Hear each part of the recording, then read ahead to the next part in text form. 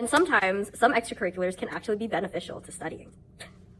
Don't let the grind gaslight you into thinking that you have to use every waking moment to catch up or get ahead, because that time will come. What am I even talking about? So stuffy, it's not even funny. Hi guys, welcome back to my channel. It's honestly been a while and I was kind of feel like I was missing something, so I was like, you know what, today is a good day to vlog. I'm also kind of getting over a cold, so my voice is literally tanked. I kid you not, I got sick like literally in the middle of prepping for our Derm and MSK finals, so that's always fun. I figured today is a really good chill day, just reflect on a lot of the things I learned, especially since we're heading from M2 to almost M3 year, which is absolutely insane. The first thing, and it kind of like goes without saying, but it needs some expansion, is that med school and honestly life in general is such a learning process. A lot of it is fake it until you make it. A lot of the times when you're in a class with people who are absolutely amazing and superstars, it can feel like you are not doing enough, or you can get the biggest imposter syndrome. But I will tell you, like, a lot of people don't talk about it, so it can feel like a singular experience, but most of us are literally just learning things along the way. Everyone makes mistakes, no one's gonna be perfect, so it's super important to give yourself the grace as you're learning these things, like not just in like medicine and the course material, but also like talking to patients, doing certain procedures, doing certain physical exam techniques and maneuvers. A lot of it is just so new and you can't expect to be perfect the first time around.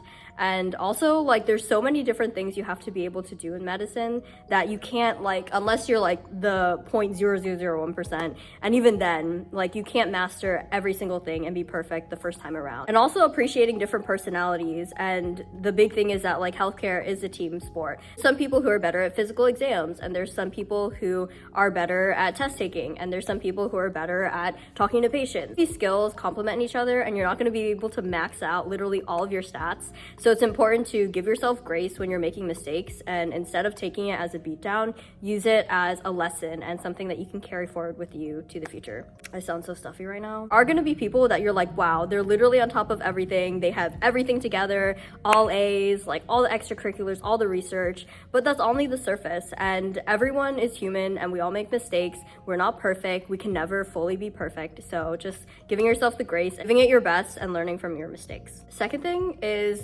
literally use breaks as breaks. And it sounds crazy, but oftentimes, like for pre-med or med students, breaks are not really like an actual break, but a time that you can catch up or get ahead.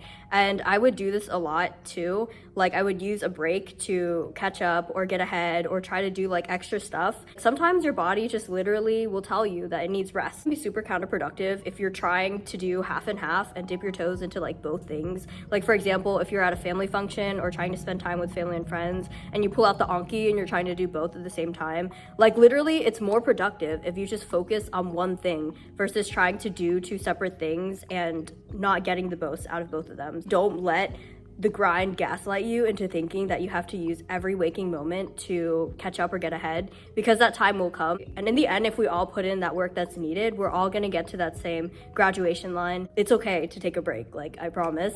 Taking breaks is productive because your body cannot always be functioning at 100% like nitro go speed. You do have to have time for yourself and for your sanity. Number 3 is that life does not stop for med school. More and more, like a lot of my friends are getting engaged, people are having kids, moving on with their relationships, and this is so true. Life will always go on. If something is important to you, whether it's a relationship, spending time with friends or family, you will be able to prioritize that. And if you're able to prioritize and appropriately plan, it's definitely possible to be able to do both. And in things outside of medicine, life never stops for what you're doing. You just have to find those ways to work in both and be happy with being at compromises in some times of your life. Even when you do enjoy what you're doing and your path in your profession, there are other things that are outside of your profession that are equally important too. And sometimes some extracurriculars can actually be beneficial to studying.